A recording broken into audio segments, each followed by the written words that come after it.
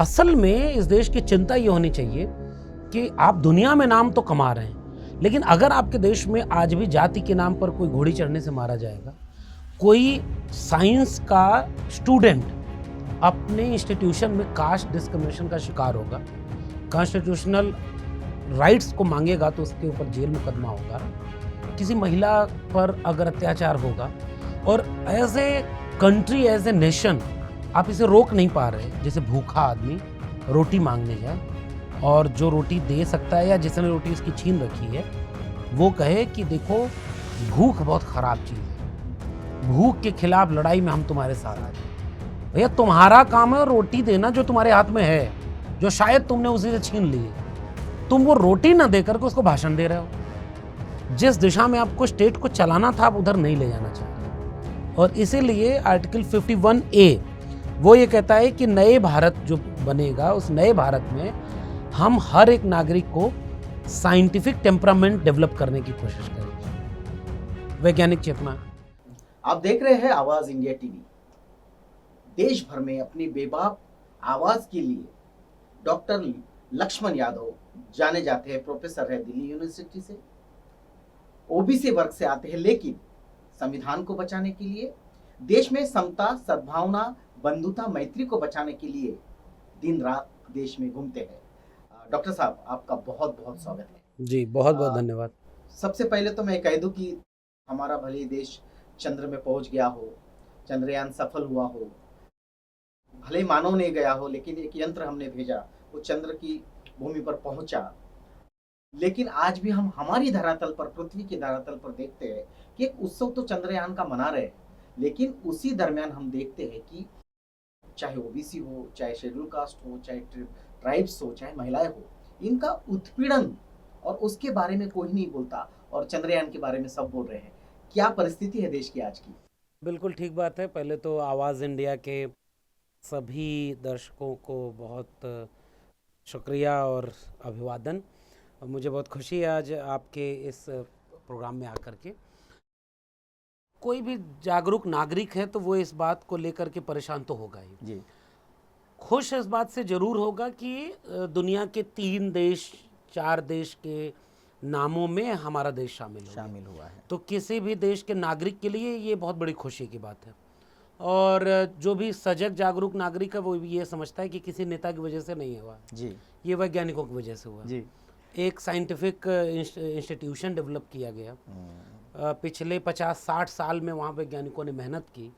Cycle पर जो काम करते थे, बनियान पहनकर जो काम करते थे, वो इसरो के वैज्ञानिक धीरे धीरे इतना अपनी गलतियों से सीखते हुए, शोध करते हुए जी, एक कामयाबी दे करके देश का नाम पूरी दुनिया में रोशन कर देते हैं। तो ये तो उन वैज्ञानिकों को क्रेडिट है और उनको आप देंगे। लेकिन नागरिक के तौर पर हमारे कुछ उसूल होते हैं जी, कि हमारा कंट्रीब्यूशन इस देश में क्या है। और इस लिहाज से देखें तो आपका सवाल बहुत अहम है कि जिनका काम जो है वो तो कर रहे हैं, वो उसका नाम भी रोशन कर रहे हैं। कोई नेता कितना भी फुटेज खाए कि नहीं नहीं ये हमारे वजह से हुआ है, तो वो नेता तो खुद ही ये बोल चुका है कि खाना बनाने वाले को क्रेडिट नहीं मिलती, जो परोसता है वो क्रेडिट ले जाता है। तो ये लोग कपड़े बदल के आके परोस ले रहे हैं। लेकिन असल में इस देश की चिंता ये होनी चाहिए कि आप दुनिया में नाम तो कमा रहे हैं, लेकिन अगर आपके देश में आज भी जाति के नाम पर कोई घोड़ी चढ़ने से मारा जाएगा, कोई साइंस का स्टूडेंट अपने इंस्टीट्यूशन में कास्ट डिस्क्रिमिनेशन का शिकार होगा, कॉन्स्टिट्यूशनल राइट्स को मांगेगा तो उसके ऊपर जेल मुकदमा होगा, किसी महिला पर अगर अत्याचार होगा, और as a country, as a nation आप इसे रोक नहीं पा रहे। गटर में काम करते हुए मरते आज भी लोग हैं। फिर ये तो आपको देश का नाम दुनिया की निगाह में शर्म का भी तो बनाएगा जी। तो चिंतित तो होना चाहिए कि आपको अपने देश का नाम वाकई अगर बड़ा करना है तो ये देखना होगा कि दुनिया में 2023 में कुछ ऐसी घटनाएं हैं जो नहीं होती। अगर दुनिया में कोई रंग भेद करेगा तो दुनिया उस पर उसके खिलाफ खड़ी होगी। 2 साल पहले अभी ब्लैक को एक वाइट से वो पुलिस के व्यक्ति ने मारा, मूवमेंट खड़ा हो गया और वाइट वहाँ के घुटने पर बैठ करके माफ़ी मांगते हैं कि हमारे वाइट्स ने ब्लैक्स के साथ पुरखों ने गलती की। इस देश में ऐसा कोई आंदोलन नहीं चला। बिल्कुल। तो आज भी कुछ गड्ढे हैं जिसे भरना होगा। बिल्कुल। एक बहुत महत्वपूर्ण बात है कि जैसे कि संविधान के आर्टिकल 55 में ये सारी चीज़ें हैं कि विज्ञान को बढ़ावा देना, उसी से फिर इसरो आर्टिकल से ही आया है, विज्ञान की तरफ देखने का जो नज़रिया संविधान ने दिया है। लेकिन ये बात हमें ये सताती है बार बार कि चंद्रयान चंद्र पे पहुंचने के बाद लोग किसी विशिष्ट नेता का नाम ले रहे हैं, यहाँ तक कि पाकिस्तान से आई हुई एक लेडी, उसको आधी स्क्रीन मिल रही है, जबकि हमारी जो महामहिम राष्ट्रपति है उनका जिक्र नहीं, लेकिन पाकिस्तान से आई हुई लेडी को यहाँ मीडिया दिखा रहा है कि उसने कुछ व्रत रखी इसलिए चंद्रयान उतरा, और संविधान का जिक्र नहीं हो रहा है इन तमाम जद्दोजहद में। इसको कितना गंभीर मानते हैं आप? देखिए, किसी भी देश के लिए, मतलब कोई आज के शब्दों में कहें तो नेशन का मतलब क्या होता है, राष्ट्र का मतलब है कि अगर वो डेमोक्रेटिक है तो उसका अपना एक कॉन्स्टिट्यूशन होगा, उसके कुछ बुनियादी उसूल और सिद्धांत होंगे, कुछ इंस्टीट्यूशन होंगे जो कॉन्स्टिट्यूशन से बने होंगे, वो सब मिलकर उस राष्ट्र को चलाते हैं जी। जैसे विश्वविद्यालय है। बाबा साहब कहते थे कि मैं किसी राष्ट्र की प्रगति महिलाओं, विश्वविद्यालय, शिक्षा, इसकी स्थिति से नापूंगा कि कोई राष्ट्र, कोई समाज कैसा है, ये इससे तय होगा कि वहाँ की महिलाओं की स्थिति कैसी है। तो आज भी अगर हम पैमाना बनाएं कि कोई मॉडर्न स्टेट कैसा होगा, उसकी शर्त यह है कि उसका अपना एक कॉन्स्टिट्यूशन होगा, उसके कुछ कॉन्स्टिट्यूशनल फ्रेमवर्क होंगे, इंस्टीट्यूशन होंगे, ये सब मिल करके अगर सही दिशा में काम करें तब वो राष्ट्र मजबूत होता है। 3 कार्यपालिका, विधायिका, न्यायपालिका बना दी, वो किस दिशा में काम कर रही है इस पर नजर नागरिक रखें जी। तब लोकतंत्र मजबूत होगा। मीडिया एक स्वतंत्र पिलर के रूप में बनाया गया जिसका फर्ज यह है कि जनता के पक्ष में खड़ा होकर सत्ता से सवाल करे, और मीडिया अब कहाँ खड़ा हो गया, जनता के खिलाफ सत्ता के पक्ष में जनता से सवाल, विपक्ष से सवाल कर रहा है। ये सब इसलिए किया जाता है क्योंकि जिस दिशा में आपको स्टेट को चलाना था आप उधर नहीं ले जाना चाह रहे, और इसीलिए आर्टिकल 51A वो ये कहता है कि नए भारत जो बनेगा, उस नए भारत में हम हर एक नागरिक को साइंटिफिक टेम्परामेंट डेवलप करने की कोशिश करेंगे, वैज्ञानिक चेतना। और आज जिस देश में हम हैं वहाँ मीडिया पर एक बाबा बिठा दिया जाते हैं, और बाबा के लिए कहा जाता है, एंकर सवाल पूछता है कि अच्छा तो बाबा जी पर्चा कैसे बनाते हैं आप, तो बाबा जी कहते हैं कि हम ऐसे पर्चा बना दे रहे हैं, आप बैठे देखो पत्रकार, तुम्हारे चाचा का नाम ये है, तुम्हारा अभी नया घर खरीदा चाचा ने, उसका गृह प्रवेश हुआ, जाओ आज के बाद पाखंडी कहना बंद कर देना। अगर वाकई इसके बाद मीडिया क्या बताना चाह रहा है पूरे देश को जी, कि इसका मतलब उस बाबा में ताकत है, तो बता देता चंद्रयान 2 फेल हो जाएगा, 3 कामयाब हो जाएगा जी। तो चंद्रयान 2 पर जो करोड़ों रुपया खर्च हुआ, वैज्ञानिकों की मेहनत थी, वो बच जाती। बाबा ही पर्चा बना दे कि चंद्रयान भेजने की क्या जरूरत है, मैं तो और आगे बढ़ूं। एक बाबा को टीवी चैनल पर बिठाया जाए और बाबा से पर्चा निकलवाया जाए कि चांद पर क्या क्या है, यही से बता दे। अरे बताओ ना भाई, तुम तो सारा कुछ जानते हो, चांद पर पानी है कि नहीं, जीवन है कि नहीं, और कितने चांद हैं। गैलेक्सी साइंस तो कहता है कि पृथ्वी तो एक छोटा सा कोना है, ये एक सौर मंडल है, ऐसे जाने कितने सौर मंडल हैं, कितनी दुनिया बड़ी होगी, हमें कुछ पता ही नहीं। तो साइंस हर आखिर नहीं कहता कि हम आखिरी बात नहीं कर रहे, साइंस रिसर्च करता है। आज ये सही है, कल वाली साइंस अगर डेवलप हो गई तो आज वाला गलत हो जाएगा, कल वाला सही हो जाएगा। तो साइंस, साइंटिफिक टेम्परामेंट डेवलप करना अगर आपका कॉन्स्टिट्यूशन कह रहा है और आपके इंस्टीट्यूशन में आप कर्मकांड और पाखंड फैला रहे हैं, तो इसका मतलब देश को चलाने वाले लोग इसे संविधान की दिशा में ले ही नहीं जाना चाहते। बिल्कुल। और एक बहुत गंभीर मुद्दा मैं आपका कटाक्ष उस पर चाहूँगा कि भारत का संविधान भारत को धर्मनिरपेक्ष राष्ट्र बताता है, फिर चंद्रयान चंद्र पर जाता है, जिस दक्षिण ध्रुव पर वो लैंड होता है उसे शिव शक्ति, ये धार्मिक नाम दिया जाता है, जबकि ये सारी दुनिया देख रही है कि भारत धर्मनिरपेक्ष राष्ट्र है, और यहाँ का जो राष्ट्र प्रमुख है वो कहता है कि आज से उसका नाम शिव शक्ति होगा। तो इस देश के धर्मनिरपेक्षता का क्या होगा? इसीलिए तो इस देश को चलाने वाले लोग पहले दोयम दर्जे के जैसे नेता उनके हुआ करते थे, सेकेंड लेवल, थर्ड लेवल की लीडरशिप, उनके जरिए जैसे तालाब में पत्थर मार के नहीं तरंग देखी जाती है, तो उनके जरिए बयान दिलवाते थे कि हिंदू यहाँ बहुसंख्यक हैं तो ये हिंदू राष्ट्र होगा। फिर कुछ बाबाओं को ऐसे ले आते हैं, वो टीवी पर बोलते हैं कि इसे हिंदू राष्ट्र है, हिंदू खतरे में है, ये सारी चीजें होती हैं। टॉप लीडरशिप इस पर कोई बात नहीं करती। जैसे इस देश के होम मिनिस्टर से पत्रकार ने पूछा कि लोग कहते हैं हिंदू राष्ट्र होगा, तो क्या है, हिंदू राष्ट्र किस किताब से चलेगा? तो होम मिनिस्टर कहता है कि संविधान से चलेगा। आज आप प्रधानमंत्री से पूछेंगे तो वो भी कहेंगे संविधान से चलेगा। टॉप लीडरशिप इस पर कोई बयान नहीं देती, लेकिन वो नीचे से इतना माहौल बना चुकी है कि एक हिंदू डोमिनेंसी वाला फेनोमेना इस देश में पॉपुलराइज कर दो, उसका पॉलिटिकल बेनिफिट उन्हें मिलेगा। वो मंदिर बनवाएंगे तो उसका भी बेनिफिट लेंगे, वो नई संसद बनाएंगे तो इससे बड़ा डेमोक्रेटिक इंस्टीट्यूशन में पहले नागरिक कौन है? राष्ट्रपति।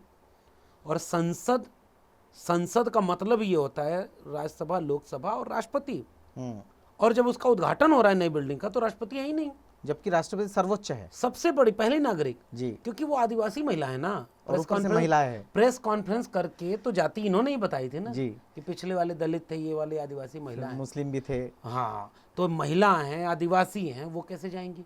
और वहाँ सिंगोल रखा जाएगा, वो राजदंड, धार्मिक प्रतीक। आज इस देश के संविधान के ऊपर सबसे बड़ा खतरा ये है कि इस देश को जो बहुसंख्यक है वो अपने विचार, ख्याल और अपनी मान्यताओं को सबका विचार बना देना चाहता है, लाद देना चाहता है। इसीलिए उनका राष्ट्रपति का अपमान कोई बड़ी बात नहीं है, उससे बड़ा अपमान इस देश के संविधान का है जी। जब प्रधानमंत्री की आर्थिक सलाहकार परिषद जो बनी है, उसका प्रमुख विवेक देबराय सीधे एक लेख लिखता है कि इस देश के संविधान को बदलना होगा। और प्रस्तावना में जो धर्मनिरपेक्ष, समाजवादी, ये सब जो पंथनिरपेक्ष शब्द हैं, ये सब हटा देना चाहिए। तो इससे आपको संकेत मिल जाना चाहिए कि शिव शक्ति या चंद्रयान जहाँ पर लैंड किया उसका नाम शिव शक्ति रख रहे हैं, ये तो छोटे छोटे एग्जाम्पल हैं। पूरे देश को ही एक धर्म विशेष का, जिसकी संख्या ज़्यादा है, उसका देश बना देने पर आमादा है, इसलिए ये सब कर रहे हैं। बिल्कुल, जैसे कि आपने कहा कि इस तरह की छोटी छोटी टेस्टिंग हो रही है कि हम इस विचारधारा को, जो उन्होंने शुरू की थी गणपति के मूर्ति को दूध पिलाने से, फिर गोधरा में उन्होंने इसका एक्सपेरिमेंट गुजरात में किया, फिर मुंबई में किया, और आज इस तरह से। तो आपको क्या लगता है कि ये छोटे छोटे प्रयोग है, ये कन्वर्शन हिंदू राष्ट्र तक जाएगा या कोई शक्ति इसको रोकेगी? फिर मैं वही कह रहा हूँ, मैं बाबा होता तो एक पर्चा बना देता। तो भविष्यवाणी तो हमसे हो न सकेगी जी। और हम लोग क्या करते हैं कि विश्लेषण करते हैं कि अगर ऐसा रहा तो ऐसा हो सकता है जी, इसलिए दावा नहीं करते हम लोग। एक कयास लगाते हैं कि कॉन्स्टिट्यूशन इतना कमज़ोर तो नहीं है कि इन लोगों के बदलने से बदल जाएगा जी। ये विश्लेषण का एक छोर तो ये है। इसे एक धर्म का राष्ट्र बना देंगे, हमारे हिसाब से ऐसा नहीं हो सकता। हजारों साल का जिस देश का इतिहास हो, कल्चरल डाइवर्सिटी का इतिहास हो, मुगलों का शासन रहा, दिल्ली सल्तनत से लेकर के 1000 ईस्वी से लेकर के अंग्रेजों के आने के पहले तक तो मुगलों और मुसलमानों का शासन था, तो वो तो मुस्लिम राष्ट्र बना ना सके। उसके पहले कुछ लोगों का शासन था, वो हिंदू राष्ट्र बना ना सके। अगर उसे हिंदू राष्ट्र कहते हैं प्राचीन इतिहास को, तो इसी में एक सम्राट अशोक भी तो थे, वो भी बौद्ध राष्ट्र बना नहीं पाए। हाँ, ना उन्होंने कोशिश की, अखंड भारत तो बनाए, अखंड भारत बनाए। और ये वाले अखंड भारत का तो मतलब अब इस पे छोड़ देते हैं। इसका मतलब कोई एक धर्म का राष्ट्र तो ये कभी रहा ही नहीं जी। मल्टीपल आइडियोलॉजी हैं, और जो धर्म या जो विचारधारा इंसानियत को केंद्र में रखती हो, बराबरी की बात करती हो, समता, न्याय, बंधुता, मनुष्यता, मुझे अंततः एक दिन यही लगता है कि जीतेगी यही। और हमारा संविधान इसी वैल्यू को रिप्रेजेंट करता है। उसका प्रेम्बल ही कहता है कि हम न्याय, समता, बंधुता देंगे। तो इसलिए मुझे कई बार लगता है कि यार जो हजारों हजार साल से हमने अर्जित किया है लोकतंत्र, उसको ऐसे 2-4 सरकारें पूर्ण बहुमत में आकर के नस्त नाबूद कर देंगी। मन नहीं मानता कि ऐसा होगा, लेकिन जो सामने दिख रहा है उसमें खतरा बहुत बड़ा दिख रहा है, और वो इतने ताकतवर हैं और कई मोर्चे पर उन्होंने काम किया है। एक तरफ से नहीं हमला कर रहे हैं कि सबको हिंदू राष्ट्र बना देना, वो जातियों के भीतर जातियों को आपस में बांट चुके हैं कि आप ओबीसी हैं तो आपका दुश्मन कौन? ओबीसी के भीतर ओबीसी ही दुश्मन है कि इस जाति वाले ने आपका ज़्यादा हक खा लिया तो आप आपस में लड़ जाओ। शेड्यूल कास्ट को शेड्यूल कास्ट से लड़ा दो।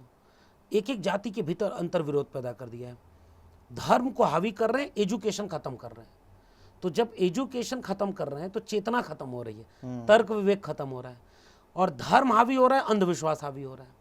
तो जब गणेश की मूर्तियां दूध पीने लगी थी तब न सोशल मीडिया था, न इतना पॉपुलर मीडिया था, फिर भी आधा देश तो दूध पिलाया। पिला रहा था। अब पता नहीं आजकल क्यों नहीं पिलाते लोग, मतलब अब उस पर नहीं कोई टिप्पणी करूंगा, लेकिन ये देश ऐसे प्रयोगों से गुजरा है। बिल्कुल। और इसलिए मुझे कई बार इसका खतरा ज़्यादा लगता है। मल्टीपल अटैक है इस पूरे कॉन्स्टिट्यूशन पर या आइडिया ऑफ इंडिया पर। आइडिया ऑफ इंडिया पर एक हमला धर्म का है कि हम इस धर्म का राष्ट्र, इसे हिंदू राष्ट्र बनाएंगे। दूसरा हमला इस देश की एजुकेशन सिस्टम को पूरी तरह बर्बाद कर दिया गया। सरकारी शिक्षा खत्म हो गई और नई शिक्षा नीति कह रही है कि अब धीरे धीरे देखिएगा, 2-4 साल में दिखेगा। शिक्षा में कोई बदलाव होता तो तुरंत नहीं दिखता है, लेकिन कुछ दिन बाद आपको दिखेगा कि जिसकी जेब में पैसा नहीं है, जो वंचित शोषित जमात का है, अब उसके बच्चे नहीं पढ़ेंगे। तो एक बहुत बड़ी भीड़ तैयार हो गई जो शिक्षित नहीं है, एक बहुत बड़ी भीड़ तैयार हो गई जो बेरोजगार है या किसी मिल में मजदूर है, डेली वर्कर है। तो ये हमला तीसरा रोजगार का। चौथी तरफ आपको बुनियादी चीजों को इतना महंगा कर दिया जाएगा कि आप अपने जिंदा रहने को ही सबसे बड़ा नागरिक होने का हक समझेंगे। तो आप हर तरफ से कमजोर कर दिए गए। अगर सब कुछ कमजोर करके एक धर्म हावी होगा, सांप्रदायिकता हावी होगी, तो मुझे खतरा ये लगता है कि बड़ा नुकसान इस देश का हो जाएगा। बिल्कुल। हम ये सोचते हैं कि किसी भी राष्ट्र, दुनिया का कोई भी राष्ट्र, जिस राष्ट्र में सुरक्षा है और पीस है, शांति है, वही राष्ट्र प्रगति करता है किसी भी क्षेत्र में। लेकिन हम पिछले 9 सालों से देख रहे हैं कि यहाँ की सुरक्षा गायब है। कोई भी अल्पसंख्यक, कोई भी महिला, कोई भी दलित व्यक्ति खुद को सुरक्षित महसूस नहीं कर रहा। ना किसान, ना मजदूर, कोई सुरक्षित। और पीस का, शांति का तो आपको पता है कि कहाँ दंगे भड़केंगे, इसकी कोई गारंटी नहीं। कौन दंगा भड़काएगा, इसके कौन। ये 2 चीज़ें गायब है। फिर भी श्रेष्ठ जो नेतृत्व है वो कहता है कि विकास विकास। तो विकास होगा कैसे? अब देखिए, एक शेर बड़ा मौजू है कि जब चुना ही था कत्लेआम का हुनर देखकर जी, तो आश्चर्य क्या है लाशों का शहर देख। क्या बात है। तो जिन लोगों को आज सत्ता मिली है इस देश में, जब से संविधान लागू हुआ, बहुत पीछे नहीं जाते हैं जी, संविधान लागू होने के बाद इस देश ने अच्छे प्रधानमंत्री देखे, खराब देखे, झूठ, मतलब कई जगह पे फेल हुआ, कोई प्रधानमंत्री कामयाब हुआ। लेकिन आज जो दौर है इस देश में, वो ऐसे लोगों का दौर है कि जिनको इस बात के लिए ही पहले दुनिया जानी कि इनका रिश्ता दंगों से बड़ा गहरा है। भले आज आप बड़े पद पर पहुंच गए, आपने सारे केसेस बंद हो गए, आप सब में बरी हो गए। अब उत्तर प्रदेश के मुख्यमंत्री हमारे हैं, तो वो जैसे ही मुख्यमंत्री बने अपने सारे केस हटवा लिए। तो जिनके पास पावर होती है वो सब तो ये करते ही हैं जी। और जैसे जो उनकी पार्टी में नहीं है, बाहर है, तो ईडी सीबीआई भेजा जाएगा। जब उनकी पार्टी में आ जाएगा तो वो एकदम वॉशिंग मशीन से निकल आएगा। इस सब को छोड़ देते हैं। लेकिन कहना ये है कि बहुत अलग अलग दौर इस देश ने देखे हैं, लेकिन इस समय जो सबसे बड़ी मुश्किल है, हिंसा, नफरत, इसको एक देश का नौजवान के सामने एक मेन आइडियोलॉजी की तरफ पेश कर दिया गया है।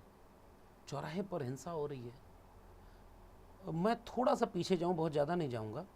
ऊना सहारनपुर हो रहा था जी, शब्बीरपुर हो रहा था, दलितों को सरेआम पीटा जा रहा था, हत्याएं हो रही थी। रोहित वेमुला हो चुका था, सांस्थानिक हत्या, डॉक्टर पायल तड़वी हो चुकी थी।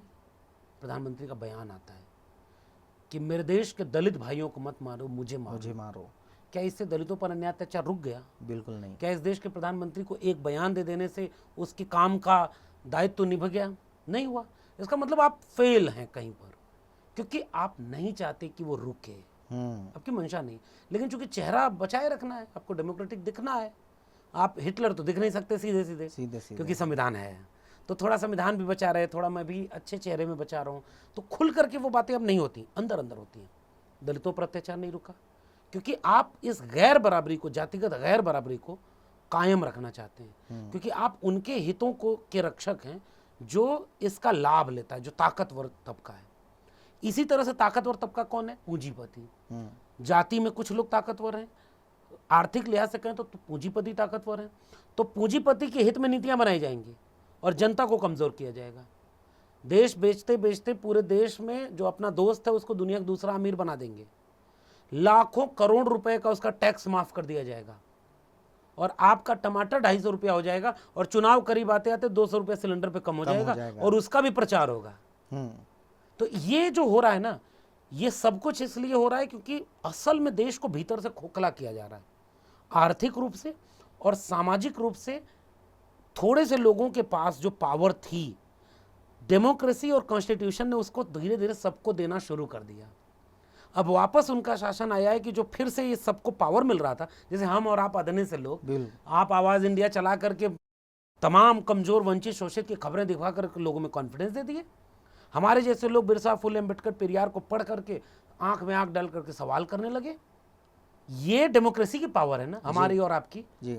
तो जो पावर में है उसको ये पावर चुभती है कि ये लोग भी सवाल हमसे पूछ रहे हैं, तो फिर वो पावर का सेंट्रलाइजेशन कर रहा है। तो उसके लिए हिंसा बहुत जरूरी चीज है, क्योंकि कहीं आग लगेगी नहीं तो लोग लड़ेंगे नहीं, लोग लड़ेंगे नहीं तो सवाल पूछने लगेंगे। बिल्कुल। तो ये है। आपने हिंसा का जिक्र किया। रिसेंटली हम पिछले 3-3.5 महीने से इसी देश का एक भाग है मणिपुर, वहाँ कंटिन्यू हिंसा देख रहे हैं।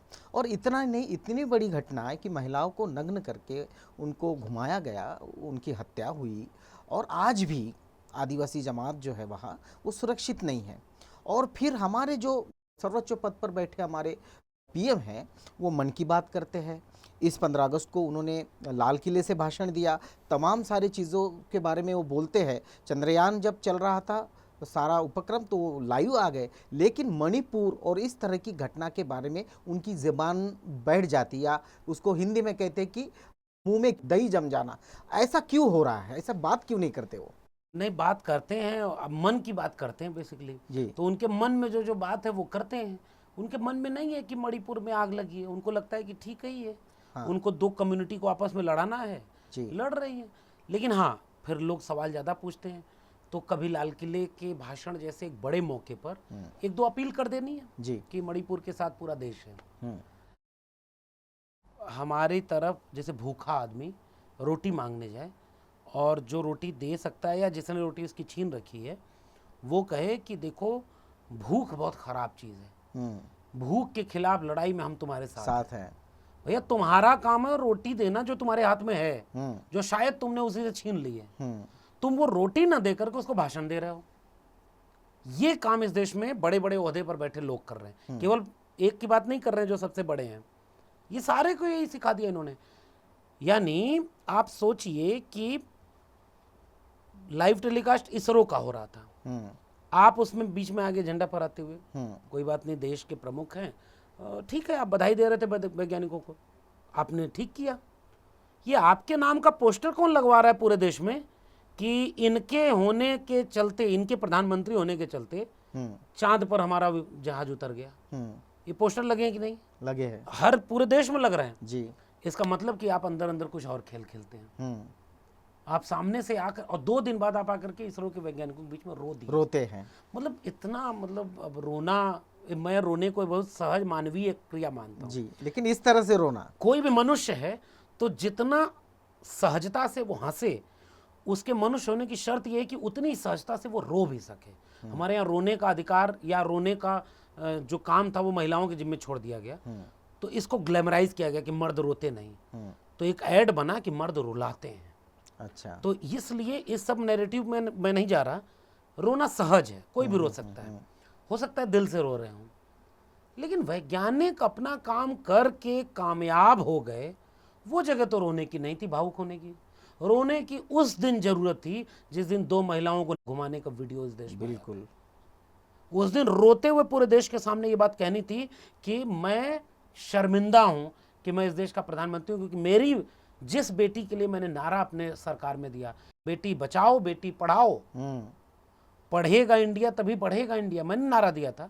और मेरे सामने जब ये बेटी के साथ हुआ तो मुझे उस दिन रोना चाहिए था। और जब ये नहीं होता तब इसका मतलब मुझे लगता है कि रोना एक पॉलिटिकल कैलकुलेशन है उनका, वो सहज नहीं है। उनको पता है कि इस देश की जनता भावुक है, कुछ दिन बाद मणिपुर को भूल जाएगी जी। कुछ दिन बाद हिंदू मुस्लिम कहीं कोई दंगा होता है, दंगे में आजकल ट्रेंड चल रहा है, बाहर से एक भीड़ जा रही है, कोई धार्मिक कार्यक्रम हो, कट्टरता एक तरफ से नहीं बढ़ती, दोनों तरफ से बढ़ेगी। आप किसी को रोज कट्टर बन के चिढ़ाओगे तो दूसरी तरफ भी कट्टरता मजबूत होगी, और इन दोनों तरह की मजबूत होती कट्टरताओं का फायदा एक ही को होगा, जिसको कुर्सी मिलनी है। तो इसलिए वो ये सब तो कर रहा है, इस सब पर रोएगा नहीं। आपका काम रोने वाली जगह का है ही नहीं, आपके हाथ में ताकत है। एक फैसला आपका ऐसा हो कि कोई रो रहा है तो उसके आंसू पूछ जाएं, इसलिए आपको इतना बड़ा ओहदा दिया गया भाई। जी, आप भी रो रहे हो, जिसके ऊपर अत्याचार हो रहा है वो भी वो रो भी रहा है। रो रहा है, सारा देश रो रहा है। सारा देश रो रहा है तो आंसू कौन पूछेगा? बिल्कुल। इसका अर्थ ये है कि चाहे मणिपुर हो, मणिपुर जैसी घटनाओं का होना इस देश की बुनियाद को हिलाना है। आप दो कम्युनिटी में इस तरह से लोग हथियार लेकर के खेमे बट गए हैं। कहीं भी दंगा होता है तो उसके शिकार महिलाएं और बच्चे होते हैं। आज मणिपुर में उसका सामना दिख रहा है और नौजवान को सबसे ज्यादा बरगला दिया गया है। चाहे वो धार्मिक जुलूस में एकदम तलवार और कट्टा लहराता हुआ नौजवान है, खोज कर देखिए। मैं तो दावे कर रहा हूँ, सर्वे कराओ। अब जाति जनगणना नहीं कराएगी ये सरकार, जाति के नाम पर खूब वोट वोट लेगी लेकिन जाति जनगणना नहीं कराएगी। लेकिन एक बार ये जनगणना तो करा लो कि जितने जुलूस में जा रहे हैं तलवार लहरा करके किसी भी धर्म के, बेचारे नहीं पढ़े लिखे हैं, इनके पास रोजगार नहीं है। ये नेताओं के बच्चे भी नहीं है जो विदेश में पढ़ने जाएं। ये बरगलाई हुई भीड़ है जिसके पास कुछ भी नहीं है, 500,000 रुपया दे दिया गया है या कोई काम नहीं है, तो इनसे पूरा देश में ऐसे ऐसे माहौल बनवाया जा रहा है और आग लगाई जा रही है, क्योंकि इससे कुर्सी पाने में फायदा होता है। इसलिए प्रीतम जी ये सब मामला है। बिल्कुल। एक महत्वपूर्ण बात और एक है कि जिस तरह से राहुल गांधी को मोदी नाम से गुजरात में एफआईआर की जाती है, कोर्ट में केस चलती है, उनकी सदस्यता तक रद्द होती है, फिर उच्च न्यायपालिका कहती है कि नहीं ये फैसला गलत था, उनको बहाल की जाए। वो जाते हैं और एक जस्ट फ्लाइंग किस उनसे ऐसा एक बर्ताव संसद में होता है और सारी बीजेपी की महिलाएं जो है वो उनके खिलाफ कि ये अभद्र बातें इन्होंने की। लेकिन वो महिलाएं, जब यूपी में लड़कियों के साथ अत्याचार होता है, मणिपुर में अत्याचार होता है, पूरे देश में लड़कियों के साथ अत्याचार होता है, तो उनके खिलाफ वो महिलाएं कुछ नहीं बोलती और राहुल गांधी के खिलाफ बोलती है।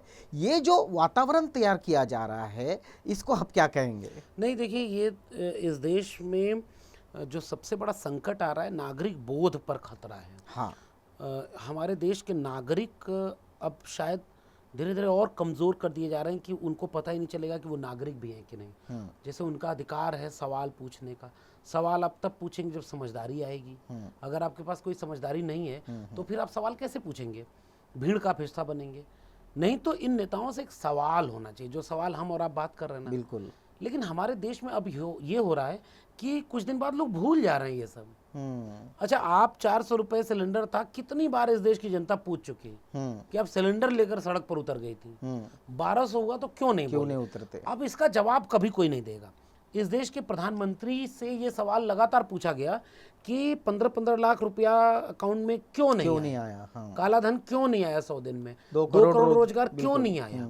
आपने कहा था बहुत हुई महंगाई की मार, अब की बार उन्हीं की सरकार, तो क्यों महंगाई में 250 रुपया पेट्रोल, 250 रुपये टमाटर, 200 रुपये सरसों का तेल, 100 रुपये के ऊपर पेट्रोल डीजल? कोई सवाल नहीं। और सवाल हो भी रहे हैं जहां, वहां जवाब नहीं है, क्योंकि मीडिया उनके साथ खड़ा मैनेज्ड है। इससे जो नागरिक बोध था, जो सवाल करता था, जो अपना हित अहित समझता था, वो नेता का फैन नहीं था कि ये अब भगवान के अवतार आ गए, इनसे सवाल नहीं करना है, ये जो कर रहे हैं अच्छा ही कर रहे हैं।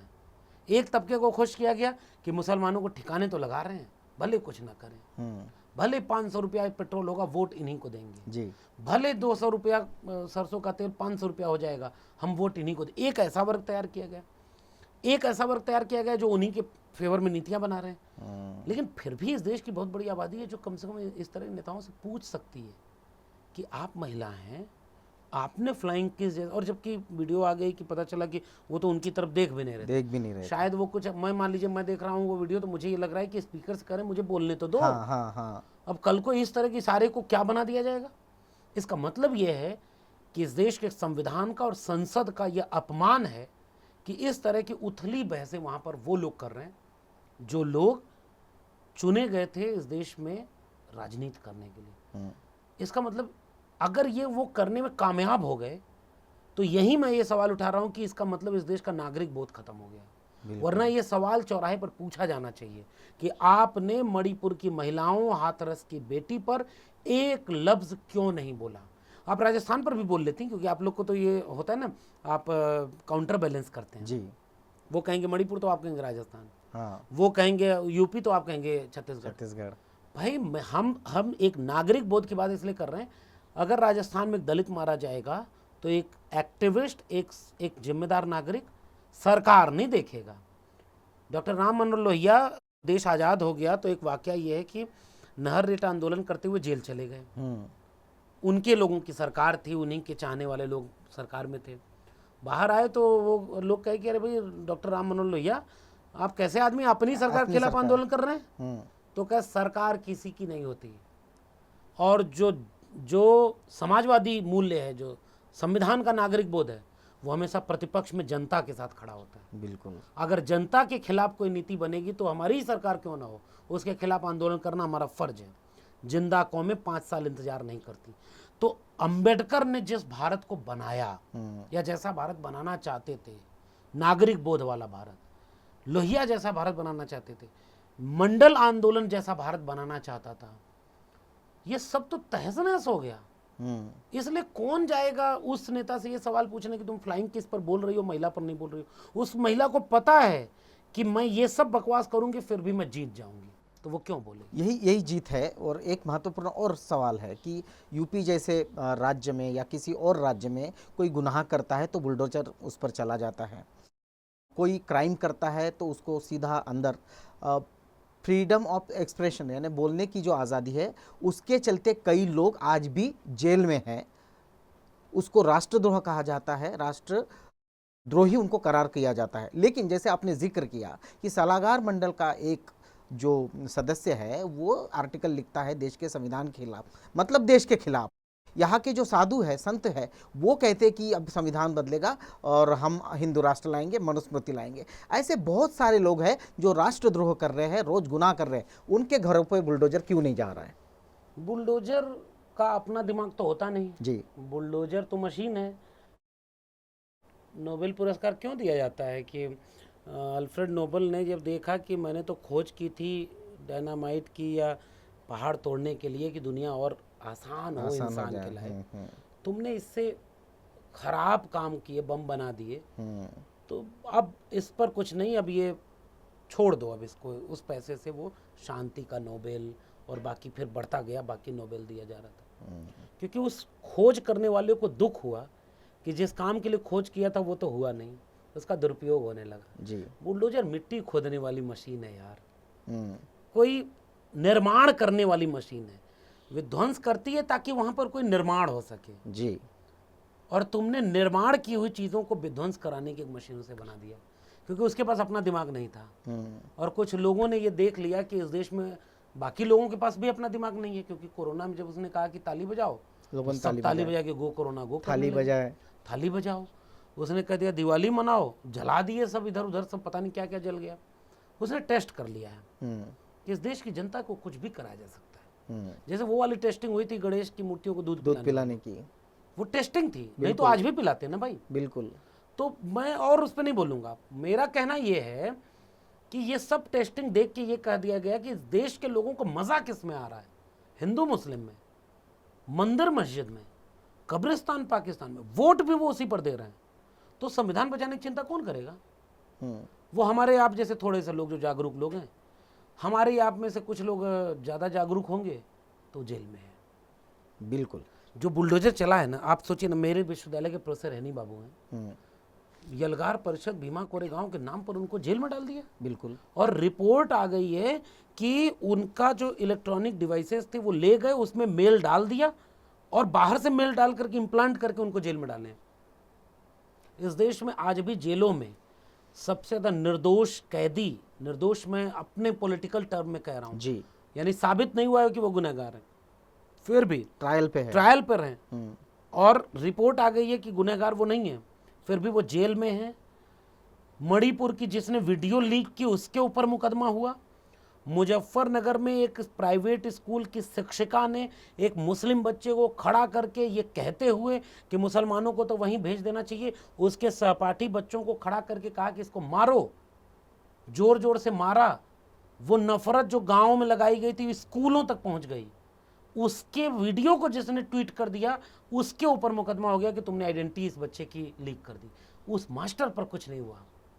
इसका मतलब ये कि वो सच बोलेंगे और मारे जाएंगे और जो झूठ बोलेंगे वो आका बनाए जाएंगे। तो बुलडोजर डराने के लिए लाया गया कि और बुलडोजर अपना दिमाग नहीं रखता, वो जहर जो नेता लोग हैं उनका हिसाब से चलता है। वो बुलडोजर किसी घर और इमारत पर बाद में चला, वो इस देश के संविधान पर पहले चला। आप गिरा ही नहीं सकते। ट्रायल का शर्त रखी हुई है, जांच होने देते, सजा होने देते, और तब भी इस देश में बुलडोजर किसके ऊपर चला। सबसे बड़ा अपराध आज के देश में कोई है कि राष्ट्रद्रोह है, और राष्ट्र होने का मतलब भारत का संविधान है। और आपके सवाल में ही वो निहित था। बड़े बड़े बाबाओं की वीडियो इस देश में वायरल है जो कहते हैं कि इसको हिंदू राष्ट्र हम बना रहे हैं, हिंदू राष्ट्र है, भारत का संविधान बदलना है। मैं छत्तीसगढ़ से लेकर झारखंड, उत्तर प्रदेश, बिहार, मध्य प्रदेश, राजस्थान, हर जगह गया हूँ। महाराष्ट्र में हम बैठे हैं, पूरे देश में इस बात की आग लगा दी गई है, हिंदू राष्ट्र, हिंदू राष्ट्र, हिंदू राष्ट्र। और देखिएगा, इसका अगर लहर चल गई तो फिर फायदा उन्हीं का होगा। बिल्कुल। इसलिए जो लोग इंडिया गठबंधन या बाकी लोग जो भी संविधान को बचाना चाहते हैं, ये उनका आखिरी इम्तिहान है। बिल्कुल, उसी पर मैं आ रहा था कि जिस तरह से हम पूरे देश में, ये आखिरी चर्चा का विषय है हमारा इस चर्चा में, कि जिस तरह से हम पूरे देश में देख रहे कि जातीयता, धर्मांधता, एक दूसरे के खिलाफ आक्रोश, गुस्सा, और जिस तरह से संविधान को ख़त्म करने का और एक इलेक्ट्रॉनिक सिस्टम है उसको भी धीरे धीरे किस तरह से ख़त्म करने का या आम जनता को उस सिस्टम से दूर ले जाने का ये जो षड्यंत्र है। और इस तरह से आपने जिक्र किया कि एक नया इंडिया गठबंधन बन रहा है, बहुत सारे संविधान को मानने वाले बहुजन विचारधारा के लोग, लोहियावादी, समाजवादी, अम्बेडकरवादी, गांधीवादी, ये लामबंद अगर हो जाए तो 2024 का चित्र क्या होगा? देखिए, एक चीज़ होती है ना, एक किस्सा सुनाता हूँ, वैज्ञानिक किस्सा है, मैं पाखंडी किस्सा तो सुनाएंगे नहीं। विज्ञान में एक प्रयोग हुआ जी। एक मेढक को बहुत ज़्यादा गर्म पानी में जैसे ही डाला गया, वो कूद के भाग गया बर्तन से, क्योंकि गर्म पानी को वो बर्दाश्त नहीं कर सका। फिर प्रयोग बदला गया, ठंडे पानी में, नॉर्मल पानी में डाला गया, धीरे धीरे पानी का टेम्परेचर बढ़ाया गया, थोड़ा और गर्म में डाला गया, थोड़ा बर्दाश्त कर लिया कि ये उतना गर्म नहीं है, फिर थोड़ा और टेम्परेचर बढ़ाया गया, फिर वो थोड़ा बर्दाश्त कर लेगा, बढ़ाते बढ़ाते बढ़ाते जब उस टेम्परेचर तक पहुंचा जो उसके बर्दाश्त के काबिल नहीं था, तो उसे उछल जाना था, मगर बर्दाश्त करते करते अब उसकी उछलने की ताकत ही खत्म हो गई थी कि वो उस पानी से निकल पाए। इस देश में इस समय यही हो रहा है। अगर डायरेक्ट कोई चीज़ हो गई, भारत में इमरजेंसी लागू हो गई, भारत सड़कों पर उतर गया कि नहीं भाई, ये जो तानाशाह प्रधानमंत्री, इसको बदल देना है, और लोगों ने उसको हरा दिया, लोकतंत्र बच गया, क्योंकि सीधे पानी गर्म कर दिया गया था। वहां से अगले तानाशाहों ने यह सीख लिया, पानी तेजी से गर्म नहीं करना, थोड़ा थोड़ा टेम्परेचर बढ़ाना, थोड़ा सा हिंदू मुस्लिम करना है, थोड़ा सा जो है स्कूल कॉलेज धीरे धीरे बर्बाद करने हैं, धीरे धीरे सरकारी नौकरी बर्बाद करनी है, धीरे धीरे सरकारी हॉस्पिटल को बर्बाद करना है। अब ये इतना धीरे धीरे होता गया कि अब इस देश में ये इम्तिहान आखिरी है कि अब टेम्परेचर गर्म हो चुका है, उछल गए तो बच जाओगे, नहीं उछले तो मारे जाओगे। बिल्कुल। यही बात पॉलिटिकल पार्टियों पर भी लागू हो रही है। भाई, तुम्हारी पार्टियां तोड़ ली उन्होंने, ईडी, सीबीआई और ये जो बाकी हैं बीजेपी और इनके अलायंस के प्रचार संगठन, जैसे कहीं होता है ना कि दूत पहले जाता है बाद में राजा आ जाता था, तो ये सब दूत हैं। ये पहले जहाँ चुनाव होता है वहाँ पहले दूत भेज दिए जाते हैं ईडी, कि हाँ ईडी, सीबीआई, जहाँ जहाँ चुनाव है। अच्छा, चुनाव जहाँ हो गया, सरकार नहीं बनी, बनेगी कैसे? तो खरीद लो, जो नोटबंदी से पैसा कमाया गया है, जो जीएसटी से पैसा कमाया गया है। अगर ये सब खेल इस देश की जनता को नहीं समझ में आ रहा है, चुनी हुई सरकारें गिराई जा रही हैं। अच्छा, तुमने कहा कि भाई पहले भी कांग्रेस ये करती थी, तो कांग्रेस को उसका सबक सिखाया ना। जी बिल्कुल। तो जो अब कर रहा है उसको उसका सबक नहीं सिखाओगे, वो वाला पाप पाप और हमारा पाप पुण्य हो गया। इसलिए क्योंकि ये विष्णु का अवतार हैं जो ये कर रहे हैं, इसलिए अभी टेम्परेचर पूरी तरह बढ़ चुका है। कोई भी समझदार राजनेता होगा वो ये कभी नहीं कहेगा कि मैं सबसे अलग लड़ूंगा। नहीं भाई, आपकी पार्टी तोड़ ली जाएगी, और हो सकता है आपके ऊपर इतनी फाइल बना दी गई हो कि आप कुछ ऐसा काम करें कि सत्ता वाले को फायदा हो। इस समय बिना डरे इस देश को बहुत कुर्बानी देकर बिरसा, फूले, अंबेडकर, पेरियार, गांधी, भगत सिंह, जाने कितने अनगिनत लोगों की कुर्बानी से एक खूबसूरत मुल्क बना था।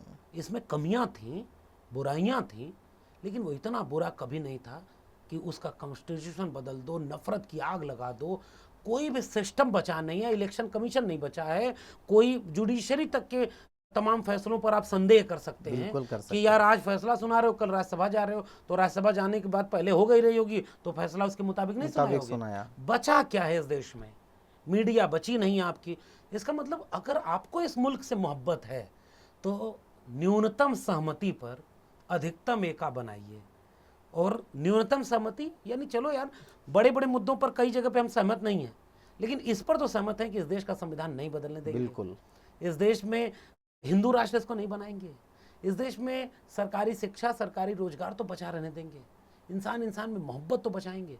इतने पर ही अगर एकजुट होकर के आप बचा पाएंगे तो सब कुछ झोंक करके ईमानदारी से लड़ने की जरूरत है। जैसे इंडिया गठबंधन बन गया तो केवल नेताओं के गठबंधन करने से वोट नहीं मिलने नहीं वाला। मिलता है। कई तरह के करप्शन अब नीचे हो गए हैं कि आपकी डेमोक्रेसी भीतर से कोलैप्स कर चुकी है, भीतर से इतना कमजोर हो गया है। इसलिए मेरा कहना यह है कि ईमानदारी और त्याग, ईमानदारी मुद्दों को लेकर अगर कांग्रेस भी करेगी जाति जनगणना होनी चाहिए, अगर सपा भी कह रही है, बसपा भी कह रही है, आरजेडी भी कह रही है, आम आदमी पार्टी भी कह रही है, सब लोग कह रहे हैं, तो एक काम करो, हिंदू होने की पिच पर तो आप बीजेपी को नहीं हरा पाओगे कि वो हार्ड हिंदू आप सॉफ्ट हिंदू। आप मंदिर बनवा करके उससे बड़ा मंदिर तो आप बनवा के उसका वोट नहीं ले पाओगे। दंगा आप करवाना नहीं चाहोगे, अगर आप भी दंगा कराओगे तो उसमें और आप में अंतर क्या है? तो इसका मतलब जो पिच बीजेपी की है अगर उस पिच पर आप चुनाव लड़े तो आपकी हार तय है। इसलिए आपका चुनाव की जीत ये होगी कि आप अपने मुद्दे पर उन्हें पूरे चुनाव को खींच ले। जैसे बिहार में हुआ, पढ़ाई, कमाई, दवाई, सिंचाई, महंगाई और सुनवाई जैसे एक जमाने में मुद्दे हुआ करते थे जिन पर आज अगर सारे विपक्षी गठबंधन 2-3 मुद्दे बना लें, पहला मुद्दा बना ले कि हम जाति जनगणना कराएंगे। बीजेपी को आज हिम्मत नहीं है कि वो जाति जनगणना का विरोध कर दे। जाति जनगणना का दबाव इतना मजबूत हो गया है कि वो जनगणना ही नहीं करा रहे हैं, क्योंकि वो जाति जनगणना तो कराना नहीं चाहते, क्योंकि पोल खुल जाएगी। तो इस तरह के कुछ मुद्दे बनाएं और महंगाई है, बेरोजगारी, संविधान केंद्र में रखें, महंगाई बेरोजगारी केंद्र में रखें, जाति जनगणना जैसे मुद्दे को फ्लैश करें और एकजुट होकर के एक ऐसी रणनीति बनाएं जिसके केंद्र में है कि हम इस मुल्क को बचाना चाहते हैं। बिल्कुल, तब जाकर के आप जीत पाएंगे, वरना तो फिर ये जो आग लगी है इसकी लपट तो सब तक चली जाएगी। बिल्कुल, ये जो आग लगी है इसकी लपट सब तक जाएगी और इस देश को बचाने के लिए त्याग, बलिदान और सब विचारधाराओं का एकीकरण, जो संविधान बचाना चाहते हैं, जो देश और इस मानवता को बचाना चाहते हैं। बड़ी ही बेबाकी से डॉक्टर लक्ष्मण यादव इन्होंने हमसे बात की। डॉक्टर साहब, आपने बहुत बहुमूल्य वक्त दिया, आपका बहुत बहुत धन्यवाद। आपका भी। आप देख रहे हैं आवाज़ इंडिया टीवी।